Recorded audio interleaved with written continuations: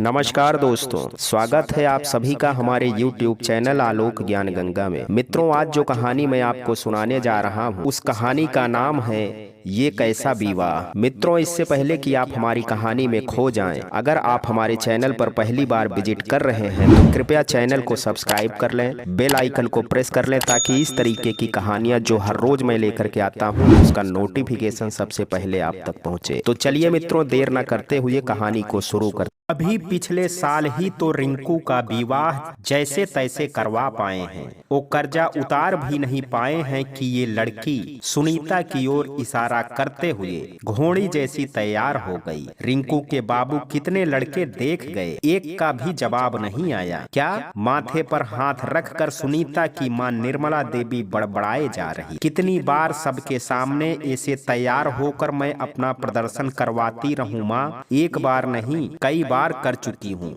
मुझे कोई शादी नहीं करनी है, पर हर बार किसी न किसी के सामने ला करके खड़ा कर देती हो और हर बार की तरह एक ही बात लड़के वाले रट कर चले जाते हैं। लड़की तो पसंद है पर मांग में कमी नहीं होगा। यह सुन सुनकर मैं थक गई हूँ। आप लोग नहीं थकते।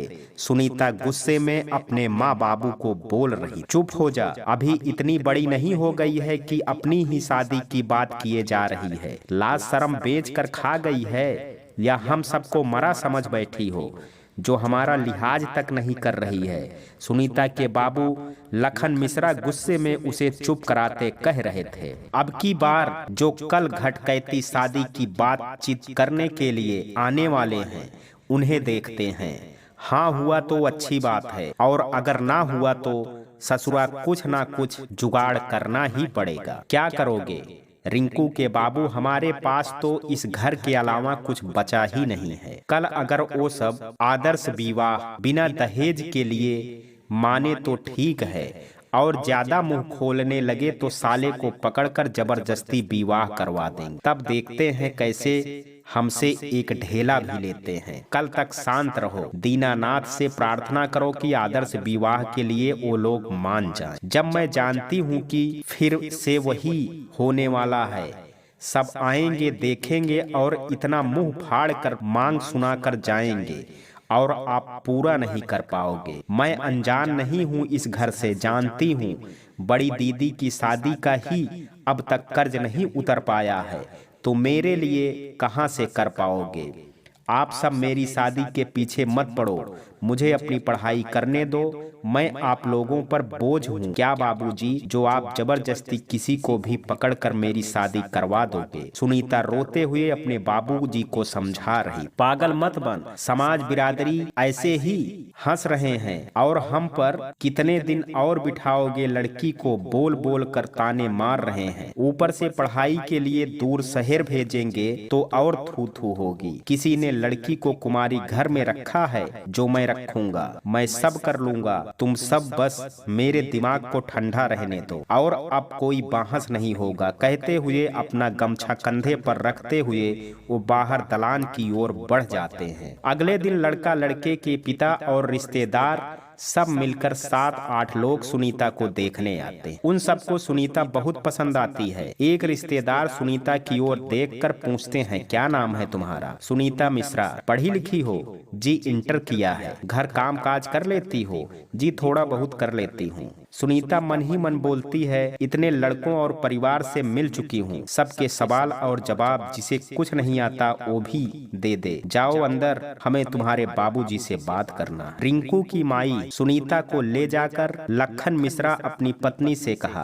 वो उसे घर ले जाकर दूसरे कमरे में भेज दी और धक धक मन से दरवाजे की ओर से उन सभी की बातें सुनने लगी। लड़के का पिता चाय और जलपान का स्वाद लेते हुए कहने लगे, आपकी बेटी तो गुणी है, अब हम कुछ कहें उससे पहले आप बताइए कितना दान दहेज देंगे। लखन मिश्रा ने हाथ जोड़ लिए, बड़ी दीन भाव से बोले, हम लड़की के अलावा कुछ नहीं दे सकते हैं, बस जैसे तैसे बारातियों के स्वागत में कोई कमी नहीं आने देंगे। मेरी बेटी बहुत गुणवान है, आपके घर की मान मर्यादा को बनाए रखेगी, आपको कभी शिकायत का मौका नहीं देगी, इसकी जिम्मेदारी मैं लेता हूँ। तो सब तो ठीक है, पर कल ही हमने आपकी बेटी से भी बढ़िया सुशील लड़की और खानदान देखा है। वो तो 5 लाख की रकम और एक गाड़ी के लिए तैयार है। आप ही बताओ, कुछ ज्यादा नहीं तो उतने पर ही बात तय कर ली जाए। असल में आप हमारे दोस्त के दूर के रिश्तेदार हो और उन्हीं के कहने से हम यहाँ आए हैं। हमने तो दोस्ती निभा ली, अब आप कम से कम उनकी इज्जत रखिए और हमारे कहे अनुसार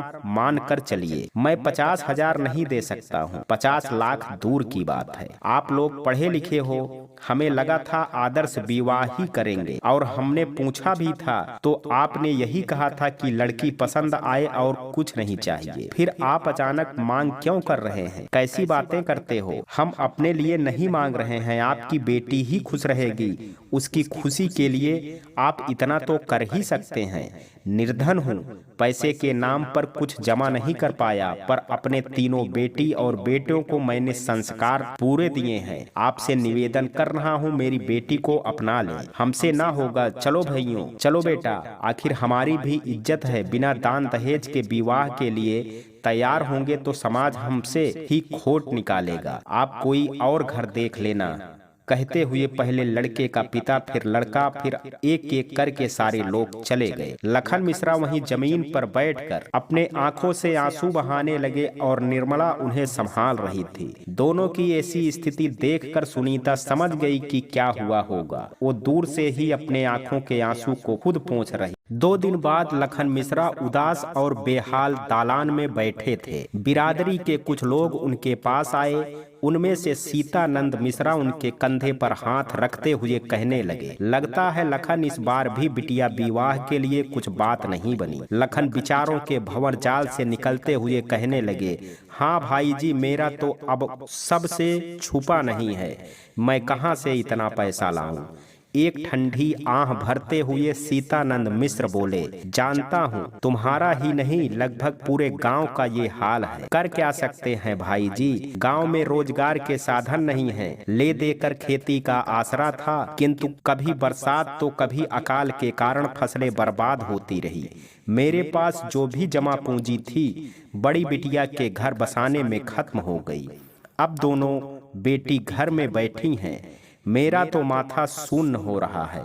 क्या करूं क्या ना करूं कुछ समझ में नहीं आ रहा है। मैं हूं तो छोटा, मगर आप बुरा ना मानो तो एक सलाह दूं। उमा मिश्रा ने सकुचाते हुए कहा, बुरा मानने वाली क्या बात है उमा? हम सब जो भी सोचेंगे या करेंगे वो सुनीता बिटिया के भलाई के लिए ही करेंगे। आखिर वो हम सब की भी बिटिया ही तो है, सीतानंद मिश्रा ने कहा। हाँ, तो मैं कह रहा था, कई लड़कों को देखा है, उसमें जो पसंद है और लायक लगे लाते हैं और जबरन विवाह करा देते। एक बार विवाह हो गया तो कोई क्या कर सकता है। लड़के को कुछ दिन नजरों के सामने रखेंगे तो सही हो जाएगा और बाद में दोनों बेटी दामाद को विदा कर देंगे। एक बार सिंदूर मांग में पड़ गया तो कोई कुछ नहीं कर सकता। उमा मिश्रा ने अपनी योजना बताई। और कोई चारा भी तो नहीं है। मैं तैयार हूँ, जो उचित लगो करो, लेकिन ये सारा इंतजाम आप लोगों को ही करना पड़ेगा, लखन मिश्रा ने कहा। ठीक है उमा, तुम अपने कुछ बलंट संगी साथी को साथ ले जाना, हम मिलकर तैयारी करते हैं। तुम लखन के बताए पते पर जाकर लड़के का पीछा करना और जैसे ही अकेले दिखे उठा लाना, सीतानंद ने कहा। सब अपने अपने काम पर लग गए। विवाह के लिए जो भी छोटी मोटी जरूरतें की तैयारी करनी थी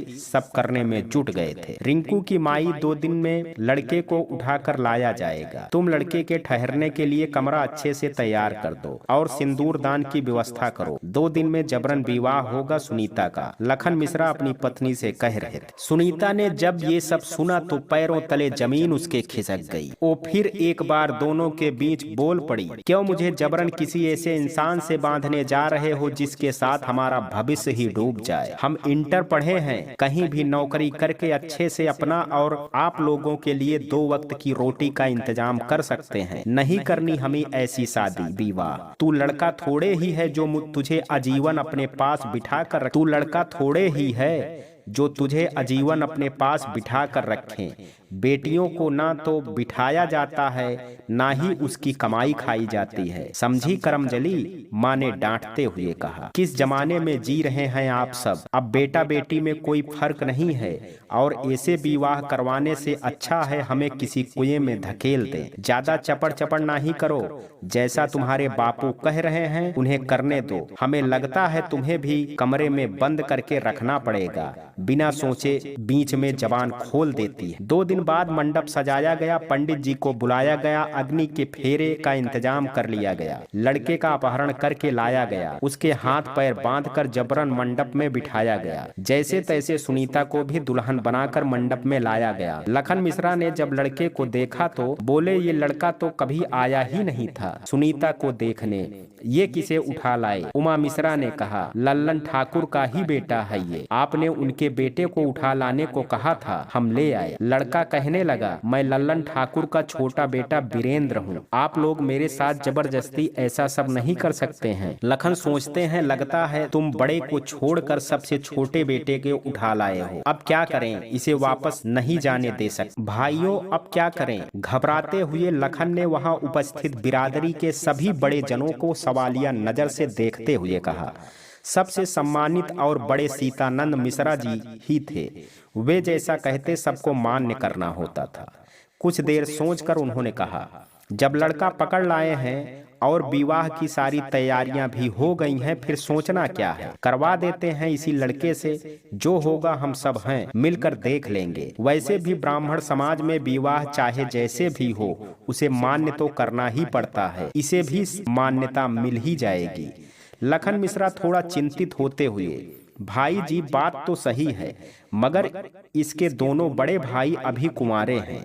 शादी के बाद उन्होंने सुनीता को अपनाने से इनकार कर दिया तो एक बार बड़ा लड़का होता तो हो सकता है लड़का और उसके घर वाले सुनीता को जल्दी अपना लेते। अब सोच विचार कर समय नहीं है, अब सोच विचार का समय नहीं है। बिटिया के भाग्य में जो था वो आ गया है, अब तुम खुद तय कर लो। लड़की को आजीवन घर में बिठाना चाहते हो या विवाह करवाकर मुक्त हो गंगा नहाना चाहते हो? वैसे भी लड़के को छोड़ नहीं सकते हैं, एक बार ये यहाँ से चला गया तो सब जगह बात फैल जाएगी। जो एक दुक्का घटकैती आती है वो आना भी बंद हो ही जाएगी। ज्यादा सोच विचार में समय ना ही गंवाओ और करवा दो इन दोनों का विवाह। सबकी सहमति देख लखन मिश्रा भी मौके को गंवाना नहीं चाहते थे। वीरेंद्र अपने आप को इस विवाह से बचाने के लिए हाथ पैर मारता रहा, पर उसकी सारी युक्ति विफल होती रही। आखिरकार सुनीता और वीरेंद्र को जबरन विवाह संपन्न हुआ। पूरा तामझाम और विवाह संपन्न होते होते सुबह हो गई।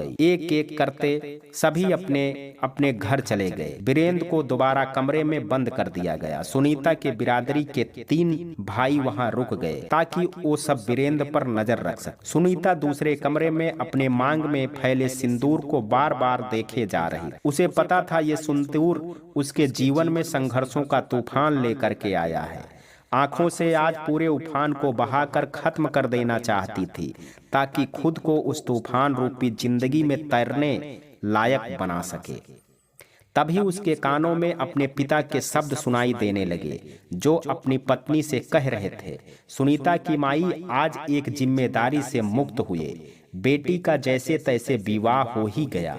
कन्यादान करके सबसे बड़ा पुण्य हमारे हिस्से में आ गया, जो गंगा नहाने से भी बढ़ करके है। सुनीता ये सुन करके गुस्से से मानो पागल हो गई। वो चीखते हुए कहने लगी, आपने कन्यादान नहीं किया है, जबरदस्ती अब सिर का बोझ उतार कर दूसरे के सिर पर फेंक दिया है। इतनी ही भारी थी तो ले जा करके डुबो देते, मुझे गंगा में मुक्ति मिल जाती, उस लड़के की जिंदगी तो बच जाती जिसे आप सब ने मिलकर सूखे कुएं में डाल दिया है, जहां से वो निकल भी नहीं सकता और डूब भी नहीं सकता है। क्या हो गया है तुझे?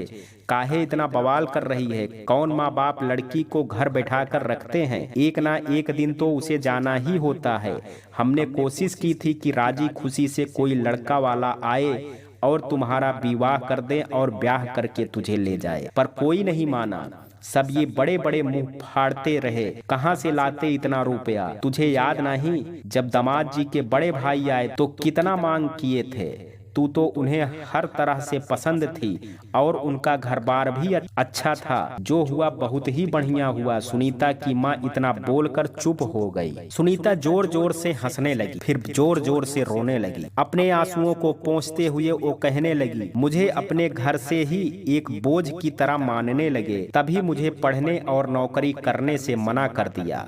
अगर मेरी जगह बेटा होता तो क्या उसके साथ भी ऐसा करते? तब तो आप भी ऐसे ही बड़े बड़े मुंह खोलते। जब खुद बदल नहीं सकते तो दूसरे से उम्मीद क्या करते हैं? आप सब अपने संतान को घर में नहीं रखना चाहते और जबरन किसी के घर में भेजना चाहते हो तो क्या वो मान जाएंगे? अरे बिटिया, अब तू इस घर में बस 2-4 दिन की मेहमान है और एक औरत के हाथ में होता है अपने प्यार और व्यवहार से दामाद जी के दिल में अपना घर बना ले। उनके घर में जगह अपने आप बन जाएगी।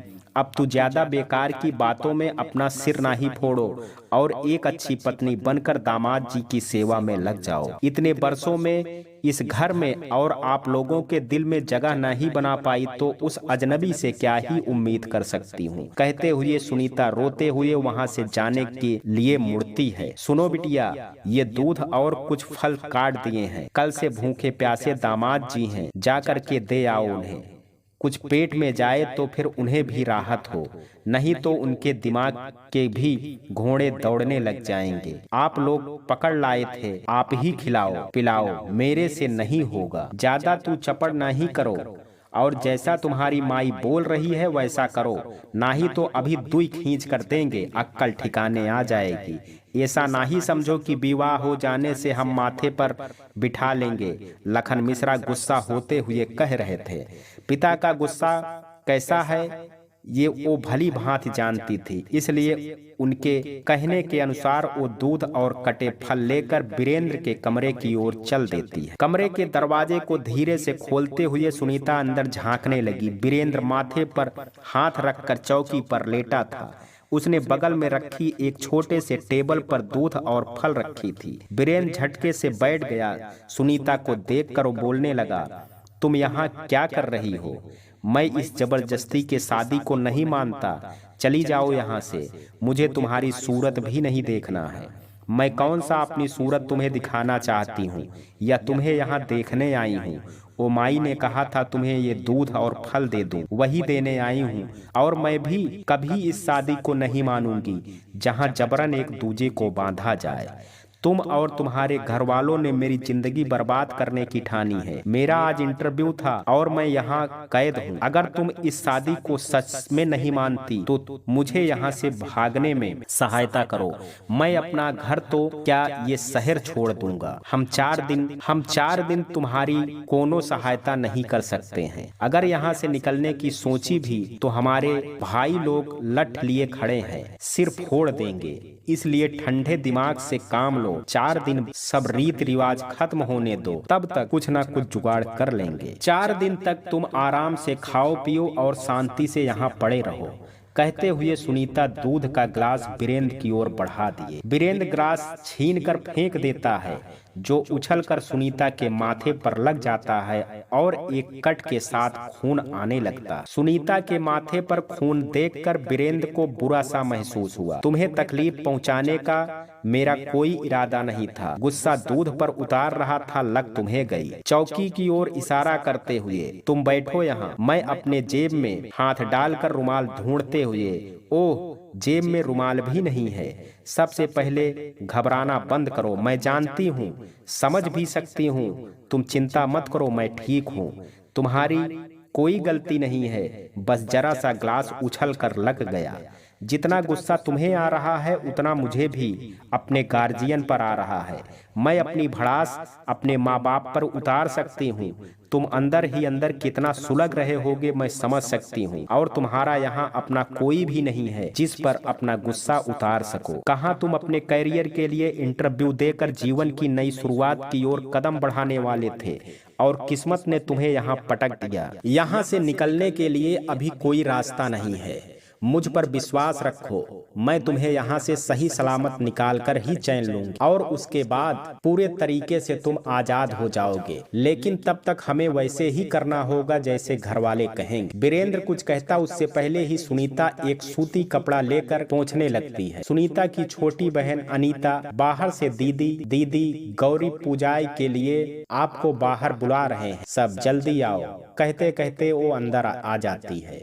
माथे पर चोट देखकर पूछती है, दीदी ये क्या हुआ, आपको ये चोट कैसे लग गई? सुनीता छुटकी के सर पर हाथ फेरते हुए कहती है, ये तो ऊपरी चोट है, कैसे भी लग सकती है, 2 दिन में ठीक हो जाएगी, पर लड़की होने का चोट शायद कभी नहीं भर पाएगा। कहते हुए छुटकी का हाथ पकड़कर घर से निकल जाती है। यहाँ एक बात पाठकों को बताना चाहूँ कि बिहार के मैथिल समाज में ये परंपरा रही है कि शादी के बाद 4 दिन दूल्हा दुल्हन के घर ही रुकता है। शादी के बाद सुबह गौरी पूजन होता है, इसमें दोनों विवाहितों एक साथ बैठते हैं, इसके बाद ही दुल्हन कुछ खा सकती है और शाम को भी भगवान को खीर का भोग लगाकर उस खीर को आपस में दूल्हा दुल्हन आपस में बांटते हैं और वही खाते भी हैं, जिसे महुअक कहते हैं। 4 दिन नमक भी वर्जित होती है, 4 दिन तक स्नान भी नहीं किया जाता। 5वें दिन सुबह दोनों को एक साथ बिठाकर स्नान कराया जाता। उस दिन लाल सिंदूर फिर सिंदूर लड़के द्वारा लगाई जाती है। उससे पहले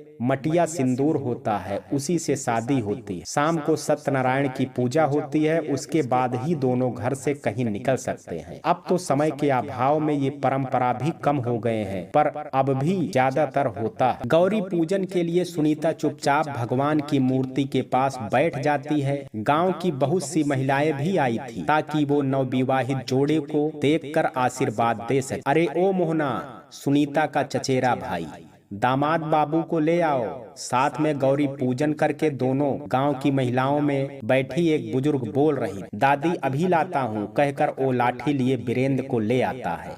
दोनों साथ पूजा करते हैं। पूजा के बाद सारी औरतें हंसी ठिठोली करती हैं। देखो देखो, रात में तो सारा जबरन करवाना पड़ रहा था, अब कुछ देर दोनों कमरे में क्या ठहरे। सुनीता ने अपना जादू चला ही दिया, कैसे गाय बनकर चुपचाप जुगाली कर रहे हैं। लगता है कल सुबह तक ये सुनीता की मुट्ठी में कैद हो ही जाएगा। सभी एक साथ हंसने लगती हैं। दोबारा फिर मोहन उन्हें कमरे में ले जाने लगा तो वीरेंद्र ने मोहन के कान में कुछ कहा। मोहन कहने लगा, ठीक है, मैं आपको ले चलता हूँ, आप ये पूजा के कपड़े उतार लो। वीरेंद्र खुशी से कमरे में जाकर कपड़े बदल आया। मोहन तब तक अपने साथ 2 और लोगों को ले आया और साथ में एक लोटा भी ले लिया। चारों लोग खेत की ओर जाते हैं। पाहुन मेहमान नए जीजा जी को बोला जाता है, आप उस झाड़ियों के पीछे चले जाइए। वीरेंद्र हाँ बोलकर उनके हाथों से लोटा लेकर झाड़ियों में बैठने जाते हैं। तीनों कुछ ही आगे पहरेदार के जैसे खड़े हो जाते हैं। बीच बीच में नजर घुमाकर देख भी लेते थे। मौका मिलते ही वीरेंद्र लोटा ले नजर बचाते हुए पीछे से धीरे धीरे बिना आवाज के भागने लगता है। कुछ दूर के बाद वो तेजी से भागता है। तीनों को पता चलता है कि पाहुन भाग रहे हैं तो जी जान से उन्हें पकड़ने दौड़ पड़ते हैं। वीरेंद्र उनको अपनी ओर आते देख जोर से लोटा फेंक कर मारता। तीनों लोटे को अपनी ओर आते देख जल्दी से वहां से हट जाते हैं। लोटा दूर जाकर गिर जाता है। गनीमत थी किसी को कोई चोट नहीं आई। वीरेंद्र भागे जा रहा था और वो तीनों उसके पीछे भाग रहे। अंत में तीनों मिलकर उन्हें पकड़ ही लिए, पर उस पर तो कोई भूत सवार हो गया था। वो उन तीनों से हाथापाई पर उतारू था। उन्होंने जोरदार घूंसा मारते हुए मोहन को गिरा दिया। मोहन को घूंसे का प्रहार होते देख उसके साथियों ने एक जोरदार लठ वीरेंद्र के पैर पर मार दिया। उसकी एक चीख निकल आई। तीनों जैसे तैसे करके उसे पकड़कर वापस घर ले आए। चारों की ऐसी हालत देखकर लखन मिश्रा ने पूछा कि क्या हुआ। तब सबकी ऐसी हालत किसने की, उन्होंने पूरी जानकारी दी। कैसे वीरेंद्र वहां से भागने की फिराक में था, सुनीता भी सुन रही थी। वीरेंद्र को फिर उसी कमरे में भेज दिया गया। सुनीता बाम और गर्म पानी लेकर पहुंची। 4 दिन बाद जब तुम यहाँ से सही सलामत यहाँ से जा सकते हो तो ये बचकानी हरकत करने की क्या जरूरत थी, सुनीता ने शांत भाव से पूछा। मुझे तुम्हारी बातों पर बिल्कुल भी विश्वास नहीं है। तुम झूठी हो। झूठी? क्या झूठ बोले हम तुमसे? तनिक हम भी तो सुने हमारा झूठ, और हमें ही याद नहीं आ रहा है। चौकी पर बैठे वह धीरे से कराह रहा था। कराह में दर्द की वेदना साफ पता चल रही थी। पैरों को सहलाते हुए उसने गुस्से से कहा, तुमने कहा मुझे 4 दिन बाद यहाँ से हमेशा के लिए जाने को मिल जाएगा। तुम मुझे इस कैद से हमेशा के लिए छुटकारा दिलाओगी। हाँ कहा था, तो इसमें झूठा क्या था? वो औरतें कह रही थी कि हम तुम्हारी सब बात सुनने लगे हैं। तुम मुझे अपने इशारों पर नचा लोगी। हम तो तुम्हारी बातें मान रहे थे ताकि यहाँ से निकल सके, और तुम कुछ और ही योजना बना रही हो। हम तुम्हारी बातों में नहीं फंसेंगे। तुम अपने घर वालों से मिलकर मुझसे अच्छे से बोलकर अपना पति होने का हक हासिल करना चाहती हो। मैं तुम्हारी कोई बात नहीं सुनूंगा, ना ही तुम्हारे इशारे पर नाचने वाला हूँ। सुनीता जोर से हंसने लगती है। उसे ऐसे हंसते हुए देखकर वीरेंद्र को और ज्यादा गुस्सा आता है। वह बोलता है, मैंने तुम्हारा झूठ पकड़ लिया, अब हंसी आ रही है। नहीं, तुम्हारी नादानियों पर हंसी आ रही है। शादी विवाह में सब ऐसे ही मजाक उड़ाते हैं। बस वो सब हंसी ठिठोली कर रही थी, इसके लिए हाथ पैर तोड़वाने चल पड़े। अपने आप को क्या फिल्म के हीरो समझ रहे थे? सबकी धुलाई करके भाग जाओगे? ऐसे विवाह में चप्पे चप्पे पर लोग लठ लिए खड़े रहते हैं। अपनी मर्जी से यहाँ से कभी नहीं जा पाओगे। तुम अपने घर वालों के विरुद्ध जाकर मेरा साथ क्यों दोगी? इसमें तुम्हारा कौन सा स्वार्थ छुपा है? मेरा कोई स्वार्थ नहीं छुपा है। जिस तरह तुम्हें पकड़कर जबरदस्ती मंडप में बिठा दिया गया था, वैसे ही हमारे साथ भी तो हुआ। क्या हम वहाँ शादी की खुशियाँ मना रहे थे? नहीं, जो दर्द तुम्हें है वही मुझे भी। मेरे घर वाले हैं तो क्या उनकी गलतियों को माथे पर नहीं सजा सकती हूँ? रही पत्नी के हक का अधिकार की, तो कौन सा हक बनता है हमारा? सिंदूर तो जबरदस्ती डलवा दिया गया, पर किसी के दिल में जबरदस्ती कब्जा नहीं कर सकते हैं। यहाँ से निकलने में मेरी सहायता करोगी तो तुम्हारे घर वाले तुम्हें कुछ कहेंगे नहीं? नहीं, बिल्कुल नहीं कहेंगे। मुझे मंदिर में बैठा कर धूप आरती लेकर मेरी पूजा करेंगे। मैं तो ऐसे ही पूछ रहा था, मैं भी ऐसे ही कह रही थी। जानती हूँ मेरे घर वाले भी ऐसे जबरन विवाह के खिलाफ ही हैं। रिंकू दीदी के शादी में उनका जमा पूंजी खत्म हो गई थी। मेरी बढ़ती उम्र, गांव वालों का दबाव और दहेज के काल ने उनके मति पर पर्दा डाल दिया, और वह ये सब करने को तैयार हो गए। अब हम गांव वालों की नज़र में आपकी ब्याहता हैं, और आप जाओगे तो जग हंसाई होना तो निश्चित है। लेकिन तुम इन बातों का टेंशन नहीं लो। इन सब में तुम्हारा दोष नहीं है, तुम बस शिकार बन गए। हम कुछ नहीं, नौकरी देखकर अपनी आगे की पढ़ाई करेंगे। कुछ दिन नाराज रहेंगे, लेकिन हम सब देख लेंगे। अरे देखो, हम भी बातों बातों में भूल ही गए। बाम और गर्म पानी लाए थे, अब ठंडा भी हो गया। हम दोबारा गर्म करके लाते हैं। रहने दो, मैं सिर्फ बाम लगा लेता हूँ। ज्यादा चोट नहीं है, अचानक लगने से सूजन आ गई है। अब दोबारा ऐसा सब नहीं कर। यहाँ से निकालना मेरी जिम्मेदारी है, लेकिन तुम अपने वादे पर टिके रहना। कौन सा वादा? ये गांव ही नहीं, बल्कि अपना गांव भी छोड़कर चले जाओगे, नहीं तो अब की दिन दहाड़े ही तुम्हें पकड़ लाएंगे। वैसे भी मैं यहाँ नहीं रहता हूँ। बचपन से अपने चाचा के साथ पटना में रहता आया हूँ। कभी कभी 1 सप्ताह के लिए यहाँ आता और फिर वापस चला जाता था। इस बार भी 2 दिन पहले चला जाता, लेकिन बड़े भैया के लिए लड़की देखने जाना था तो पिताजी के कहने से रुक गया था। दहेज में लाखों की मांग भी हो, ऊपर से लड़की पढ़ी, सुंदर और सुशील होनी चाहिए। सब मनचाही नहीं मिलती है। तुम्हारे घर वाले उनके लिए लगभग 6 महीने पहले मुझे देखकर पसंद करके गए थे। फिर लाखों की मांग हम दे ना सके, इसलिए हमारा रिश्ता नहीं जुड़ पाया था। ओह, इसलिए भैया को लाने के बदले मुझे पकड़ कर लाए। छोड़ो, हम सोचते कुछ है, होता कुछ है। हम अपने किए को अंजाम देने में लगे रहते हैं और नियति अपना खेल खेलती है। खैर, बहुत जल्द इन सब से तुम्हें छुटकारा मिल जाएगा। अब तुम शांति से आराम करो, मुझ पर विश्वास रखो। मैं तुम्हारे लिए कुछ खाने के लिए लेकर के आती हूँ, और किसी चीज़ की ज़रूरत पड़े तो ज़रूर बताना। एक बात कहूँ? हाँ कहो। तुम बहुत समझदार हो, बातों को संभालना बहुत अच्छे से आता है तुम्हें। ये तुम तारीफ कर रहे हो या फिर कोई शक है? सुनीता हंसते हुए कहती है, नहीं तारीफ है ना ही कोई शक है, जो लगा वो बोल दिया। ठीक है, मान लिया। दोनों एक फीकी मुस्कान के साथ हंसते हैं। वहां लल्लन ठाकुर जब बेटे को लापता पाते हैं तो मारे आशंकाओं के घिर जाते हैं। चारों ओर खोजबीन निकालने लगते हैं। जब उन्हें वीरेंद्र की कोई खबर नहीं मिलती है तो इस आशंका से उनका दिल धक से बैठ जाता है कि वह यहाँ ज्यादा रहा नहीं है।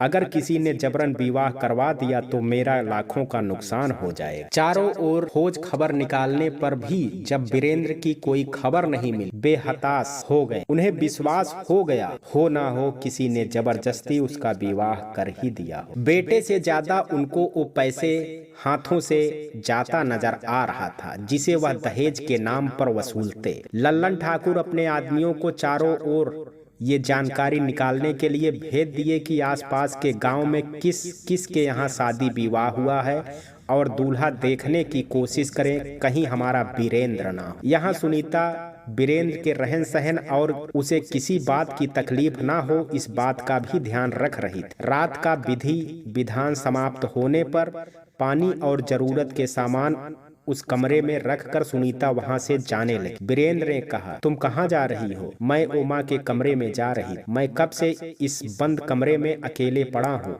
मुझे घुटन सी हो रही है। कुछ देर मेरे पास बैठो, मुझे नींद भी नहीं आ रही है। आज का दिन तो बीत गया है, जल्दी से ये 3 दिन भी बीत जाएंगे तो हम दोनों भी इस बंधन से मुक्त हो जाएंगे। सुनीता उसकी ओर देखने लगी और आश्वासन भरी नजरों से उसे देखकर हाँ में अपनी पलकें झपका दी। हाँ, वही चौकी पर बैठ वीरेंद्र से बातें करने लगी। बातों बातों में जाने कब आधी रात बीत गई, दोनों को पता ही नहीं चला। पीने के लिए पानी लेने के लिए वीरेंद्र ने जैसे ही अपने पैर नीचे रखे, उसको पैर के नीचे एक ठंडक के साथ मोटी सी रस्सी जैसी प्रतीत हुई। उसने जैसे ही नीचे देखा, झट से पैर उठाकर जोर से चिल्लाया, सांप सांप। सुनीता ने डर कर नीचे देखा तो सांप एकदम फुर्ती से सरसराते हुए वहां से बाहर चला गया। ये धामड़ सांप है, कुछ नहीं करता है। वीरेंद्र ने अपने जीवन में पहली बार कोई सांप देखा था। उसे क्या पता धामड़ और महुमन क्या होता है। उसे बस इतना मालूम था कि ये बड़ा खतरनाक होता है और काट ले तो इंसान मर भी जाता है।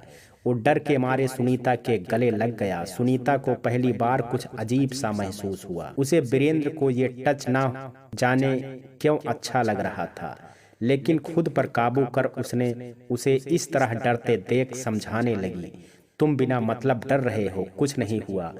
उसने तुम्हें काटा तो नहीं? ये जानवरों को काटता और पानी में रहता है। खुद को अलग करके और खुद को संभालते हुए उसने कहा, वो ठंडा था, मेरा पैर उस पर चला गया। कहीं वो काटने वाला सांप होता तो मुझे आज काट लेता। काटा तो नहीं ना? कितना डरते हो, एक छोटी सी बात पर कितना डर। सोचो, तुम जब भी अपनी पसंद से अपनी दुनिया बसाओगे तो वो बीबी की रक्षा कैसे कर पाओगे? तुम्हें इन सांपों से डर नहीं लगता क्या? डर किसे नहीं लगता, पर इन डर को खुद पर हावी नहीं होने देती। तुम सच में निडर और समझदार हो। परिस्थिति सब बना देती है, वरना कल तक तो मैं भी ऐसे ही छोटी छोटी बातों पर गुस्सा और डरती थी। अच्छा, आज से बदल गई। हाँ, थोड़ी थोड़ी हिम्मत बटोरनी होगी ना। भले 4 दिन, लेकिन तुम साथ हो और यहाँ भले जबरदस्ती लाए गए हो, लेकिन मेरे यहाँ मेहमान हो। और जब यहाँ से जाओगे तो पूरी निडरता के साथ मुझे घर वालों का सामना भी तो करना होगा ना। वीरेंद्र ने भी हाँ में सिर हिलाया। ऐसे ही नोक झोंक और विधि विधान में 4 दिन कब निकल गए पता ही नहीं चला। आज घर के पूजे में सब चर्चा कर रहे थे। इन दोनों के बीच सब ठीक हो गया। दोनों के दिलों में एक दूसरे के प्रति प्यार और सम्मान भी दिख रहा है।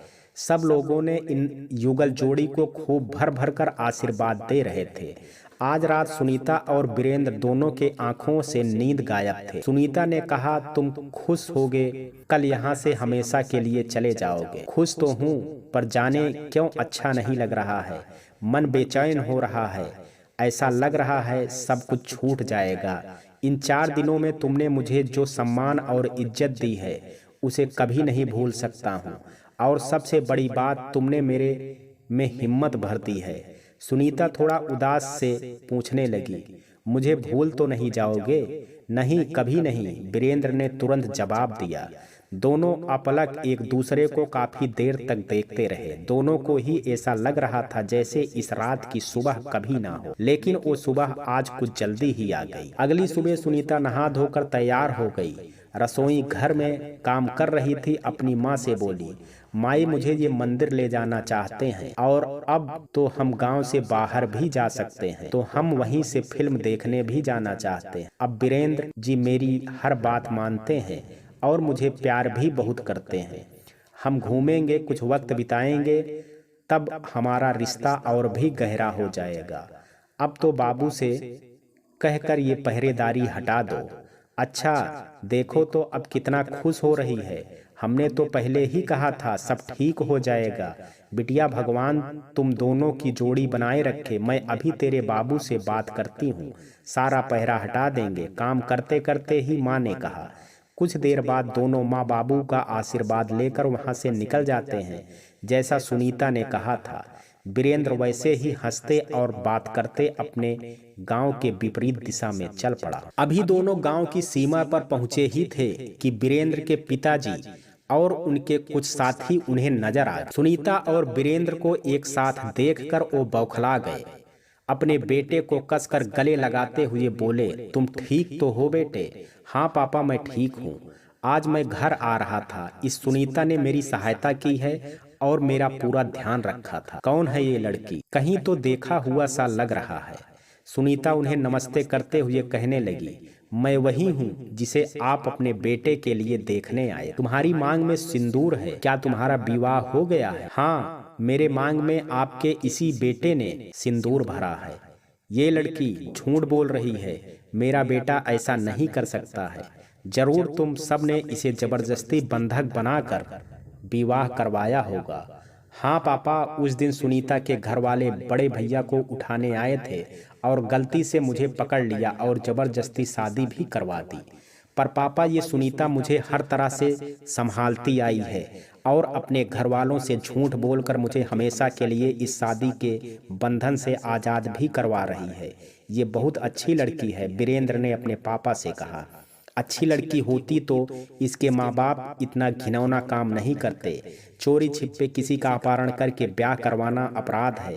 इसके माँ बाप इतने ही अच्छे होते तो लड़की को जन्म देने से पहले अपनी हैसियत देख लेते। चलो, जन्म दे भी दिया तो उसके लिए दान दहेज की व्यवस्था करनी चाहिए थी ना कि किसी के बेटे का अपहरण करके उसके अरमानों को कुचलना चाहिए था। अरे नहीं, कुछ बंदोबस्त था तो घोंट देते अपनी बेटी का गला।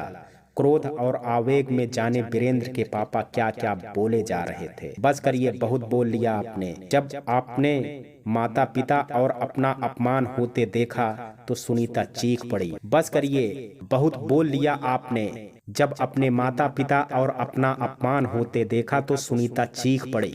मैं निश्चित तौर पर बोल सकती हूँ आपके कोई बेटी नहीं होगी, वरना आपके जैसे पिता पैसे के लालच में उसका यकीनन दम घोंट ही देते। ये लड़की क्या बकैती किए जा रही है? अच्छा, मैं बकैती कर रही हूँ?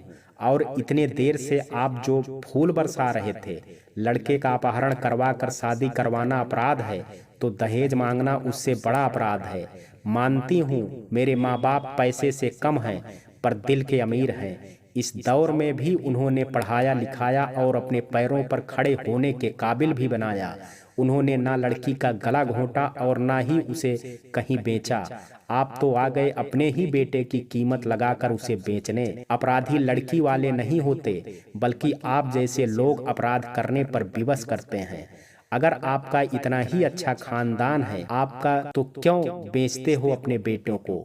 माना मेरे माँ बाप गलत थे, जबरदस्ती लड़के को उठा लाए थे। ये गलती करने पर विवश किसने किया? आपने।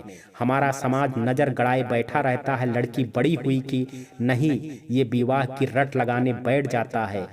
ऊपर से सब अपनी अपनी राय देने लग जाते हैं। इसे आगे मत बढ़ाओ, नौकरी नहीं करेगी, विवाह कराकर जिम्मेदारियों से मुक्त हो, जैसे निर्धन के घर जन्म लेने से सबका अपमान करने का हक मिल गया हो। ले जाइए अपने बेटे को और कोई ना दहेज दे। तो बैठ जाना बाजार में और बेच देना अपने बेटों को। आपको संतान मोह नहीं है, पैसों का मोह ज्यादा है। लल्लन ठाकुर सुनीता के आग उगलती बातों से ज्यादा ही आग बबूला हो उठे। उन्होंने तुरंत अपना हाथ उठाए और उससे थप्पड़ मारने के लिए, लेकिन बीच में ही वीरेंद्र ने हाथ पकड़ लिया। तुमने मेरा हाथ क्यों पकड़ लिया वीरेंद्र? छोड़ो, आज इस लड़की को उसकी औकात दिखानी ही पड़ेगी, लल्लन ठाकुर ने गरजते हुए कहा। आप क्या उसकी औकात दिखाएंगे? उसने आपको नंगा कर दिया और आपके पास कोई जवाब नहीं बचा तो सबसे कमजोर हथियार अपना हाथ उठाने पर तुल गए। क्या कमी है सुनीता में? पढ़ी लिखी है, समझदार है, घर गृहस्थी के साथ साथ परिवार का मान सम्मान करना भी बखूबी जानती है। आपने तो सच में पैसों के खातिर ही इसे ठुकराया था। अगर इसके पिता दहेज के लिए मान गए होते तो आप इसे अपनी घर की बहू बनाकर ले आए होते।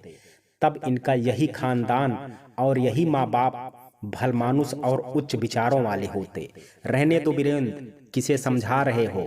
जाओ, अब मैंने अपना वादा पूरा किया। तुम पर जबरदस्ती की शादी का कोई दबाव नहीं है। मैं चलती हूँ, घर पर मुझे मेरे माँ बाप का भी सामना करना है। कहते हुए वो वहां से चली गई। वीरेंद्र उसे रोकना चाहता था, उसके जाने से एक पीर सी जाग गई, कसक सा उठने लगा। सुनीता अकेले घर पहुंची। उसे अकेले आया देख उसके माँ और पिता संदेह भरी नजरों से देखने लगे। माँ कहने लगी, दामाद जी कहाँ रह गए? दामाद जी अपने घर गए हैं, सुनीता ने गुस्से में कहा। घर गए का क्या मतलब है? तुम दोनों तो मंदिर और घूमने गई थी, फिर अचानक घर गए। कब तक वापस आएंगे? नहीं आएंगे। मैं उन्हें यहाँ से सही सलामत उनके सीमा तक पहुँचाकर वापस आ गई हूँ। जबरदस्ती किसी बांधे रखना जुर्म है, इसलिए मैंने उन्हें इस बंधन से मुक्त कर आजाद कर दिया है। पागल हो गई है करमजली, सारे बिरादरी में नाक कटवा कर रख दी। समाज क्या कहेगा? कुछ माथे पे अकल है या नहीं है? सब किए कराए पर पानी फेर दिया। नासपीटी ने कहते हुए सब सुबक सुबक कर रोने लगती है। मैं पागल नहीं हूँ, पागल आप सब हो गए हैं। आप लोगों ने ये सोच बना लिया कि अगर लड़की की शादी ना हो तो वो सिर्फ एक बोझ बनकर माँ बाप के सीने पर दिन रात मूंग दलने के लिए बैठी रहती है। लड़की वालों की ऐसी ही दकियानूसी सोच के कारण लड़के वालों के मन में लालच दिन प्रतिदिन विकराल रूप लेते जा रहे हैं। इसका परिणाम चलकर फिर लड़कियों के ही माथे पर चढ़ रहा है। उन्हें ही सारी तकलीफें झेलनी पड़ती। जब अपने ही माँ बाप अपनी ही संतान से कैसी भी करके छुटकारा पाना चाहती है तो अनजान व्यक्ति और अनजान घर में उसका हाल बद से बदतर होना ही है। सुनीता की ऐसी बातें सुनकर लखन मिश्रा को बहुत गुस्सा आता है। क्रोधित होकर वह तेज आवाज में कहते हैं, तू कहना क्या चाहती हो? हम तेरे दुश्मन हैं? हाँ हो, आप लोग दुश्मनों जैसा ही काम किए हैं। क्या जरूरत थी जबरदस्ती किसी से मेरा ब्याह कराने की? ये सुनते ही उन्हें गुस्सा आ जाता है और वह तड़ाक से सुनीता पर हाथ उठाकर एक थप्पड़ जड़ देते हैं। दूसरी बार हाथ उठाते हैं मगर हाथ को कोई अनजान व्यक्ति कस करके पकड़ लेता है। जब वो मुड़कर देखते हैं तो वीरेंद्र ने उनका हाथ पकड़ रखा था। दामाद जी आप क्यों हाथ उठा रहे हैं? आप सुनीता पर क्या किया है इसने? वो ये इससे मजाक कर रही थी, कह रही थी आप चले गए हमेशा हमेशा के लिए और जाने क्या अनाप शनाप बोले जा रही। तो आप हाथ उठाएंगे? अब वो मेरी पत्नी है और उसने जो भी कहा सब सच ही कहा है। जब अपनी गलती नजर आने लगी और जबरदस्ती नहीं हुआ तो हाथ उठा देंगे। गलती आप लोगों ने और मेरे घर वालों ने दोनों की है, लेकिन उसमें हम दोनों पिसे हैं। मैं किस्मत वाला हूं जो सुनीता जैसी समझदार और गलत सही पर आवाज उठाने वाली लड़की मिली है। पर आप दोनों के कारण जो एक दहेज के लालची हो और दूसरे किसी भी तरीके से विवाह करवाना भी तो एक तरह का बलात्कार जैसा ही हुआ। बस करो वीरेंद्र, मेरे माँ बाप को तुम्हें कुछ कहने का कोई अधिकार नहीं है। जब तुमको यहाँ से सुरक्षित सीमा पार करवा दी थी तो वापस क्यों आए हो? चले जाओ और अपनी जिंदगी में ये बुरा सपना समझकर सब भूल कर नए सिरे से जिंदगी की शुरुआत करो। सुनीता ने वीरेंद्र से कहा। वही कर रहा हूँ, अपनी नई शुरुआत तुम्हारे साथ ही करूँगा। भले हमारा विवाह जबरन हुआ है, लेकिन कब मुझे तुमसे प्यार हो गया खुद मुझे ही पता ना चला। और इस प्यार के अधिकार से मैं इन्हें भी कुछ कहने का हक रखता हूँ। मैं दिल से चाहता हूँ कि तुम ही मेरी अर्धांगिनी बनकर मेरे साथ रहो। तुम्हें भले ही किसी वीरेंद्र की जरूरत नहीं है, पर मुझे यही सुनीता चाहिए। तुम इसे पत्नी बनाओ या कुछ और, पर मैं इसे अपने घर की बहू नहीं मानूंगा। और अब आज से तुम भी मेरे बेटे नहीं हो। लल्लन ठाकुर की आवाज गूंजी। ये सुनते ही लखन मिश्रा ने उनके पैर पकड़ लिए। मानता हूँ हमने गलती की है, लेकिन बिटिया को घर बसने से पहले मत उजाड़िए।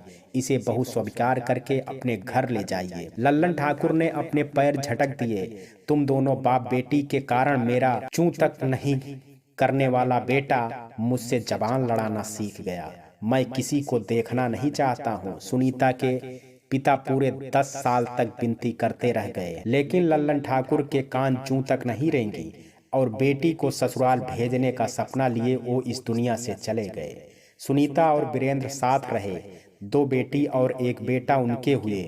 जब वीरेंद्र के दोनों भाइयों का विवाह हो गया तब समाज बहुत जोर देने लगा कि छोटे बेटे और बहू को बुला लो। तब जाकर विवाह के 15 साल बाद सुनीता अपने ससुराल गई। अब उनके दोनों बेटियों की शादी हो गई है। सास ससुर मानते हैं, पर सुनीता और वीरेंद्र के मन में आज भी ये घर किया है कि जबरन भी अपनी आंखों से एक निर्धन पिता अपनी बेटी का बसा हुआ घर नहीं देख पाया और लालच की बड़ी चढ़ गई। आज भी ये दहेज का दानव बहुत मुंह फाड़े है। इसमें कोई कमी नहीं आई है। बेटी का घर बसाना है तो दहेज दो। बिहार में आज भी ये जोर शोर से बढ़ रहा है। बिहार ही क्या पूरे देश में इस समय दहेज रूपी दानव अपना मुंह फैला करके खड़ा हुआ है। शिक्षा के साथ साथ इसमें बदलाव इतना आया है कि लड़के की जितनी बड़ी पोस्ट उतना ज्यादा मांग। जाने कब खत्म होगा ये। तो मित्रों, ये कहानी आपको कैसी लगी? आप अपनी राय मुझे कमेंट बॉक्स में जरूर दीजिएगा। वीडियो अगर पसंद आया हो तो वीडियो को लाइक, शेयर और चैनल को सब्सक्राइब करना मत भूलिए। कल मिलते हैं एक नई कहानी के साथ। तब तक के लिए जय हिंद, जय भारत।